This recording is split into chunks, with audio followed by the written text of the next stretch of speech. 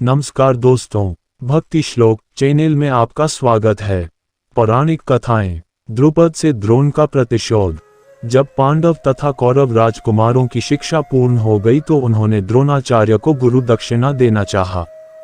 द्रोणाचार्य को द्रुपद के द्वारा किए गए अपने अपमान का स्मरण हो आया और उन्होंने राजकुमारों से कहा, राजकुमारों, यदि तुम गुरुदक्षिणा देना ही चाहते हो तो पांचाल नरेश द्रुपद को बंदी बनाकर मेरे समक्ष प्रस्तुत करो, यही तुम लोगों की गुरुदक्षिणा होगी।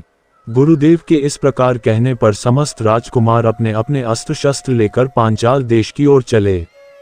पांचाल पहुंचने पर अर्जुन ने द्रोणाचार्य से कहा, गुरुदेव, आप पहले कौरवों को राजा द्रुपद से युद्ध करने की आज्ञा दीजिए।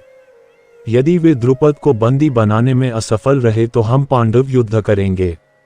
गुरु की आज्ञा मिलने पर दुर्योधन के नेतृत्व में कौरवों ने पांचाल पर आक्रमण कर दिया। दोनों पक्षों के मध्य भयंकर युद्ध होने लगा, किंतु अंत में कौरव परास्त होकर भाग निकले। कौरवों को पलायन करते देख पांडवों ने आक्रमण आरंभ कर दिया। भीमसेन तथा अर्जुन के पराक्रम के समक्ष पांचाल नरेश की सेना हार गई।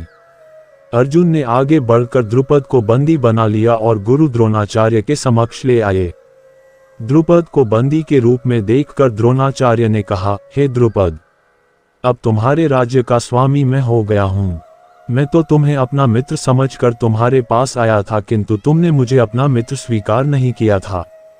अब बताओ, क्या तुम मेरी मित्रता स्वीकार करते हो? द्रुपद ने लज्जा से सिर झुका लिया और अपनी भूल के लिए क्षमायाचना करते हुए बोले, हे द्रोण, आपको अपना मित्र न मानना मेरी भूल थी और उसके लिए अब मेरे हृदय में पश्चाताप है। मैं तथा मेरा राज्य दोनों ही अब आपके अधीन है, अब आपकी जो इच्छा हो करें।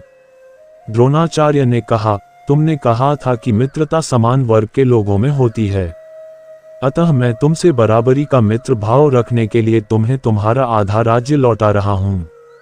इतना कहकर द्रोणाचार्य ने गंगा नदी के दक्षिणी तट का राज्य द्रुपद को सौंप दिया और शेष को स्वयं रख लिया।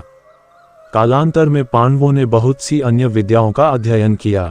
भीमसेन ने बलराम को गुरु मानकर खम्भ गदा आदि की शिक्षा प्राप्त की। इस समय तक युधिष्ठिर के गुणों की प्रशंसा देश देशांतर में होने लगी। समय आने पर धृतराष्ट्र ने युधिष्ठिर को युवराज के पद पर आसीन कर दिया। द्रुपद से द्रोण का प्रतिशोध के पौराणिक कथाएं यहीं पर समाप्त होता है। भारतीय पौराणिक इतिहास के कुछ अनसुने तथ्य एवं रोचक जानकारी जानने के लिए अंत तक बने रहें और नेक्स्ट भाग देखने के लिए सब्सक्राइब करें हमारे चैनल को। धन्यवाद।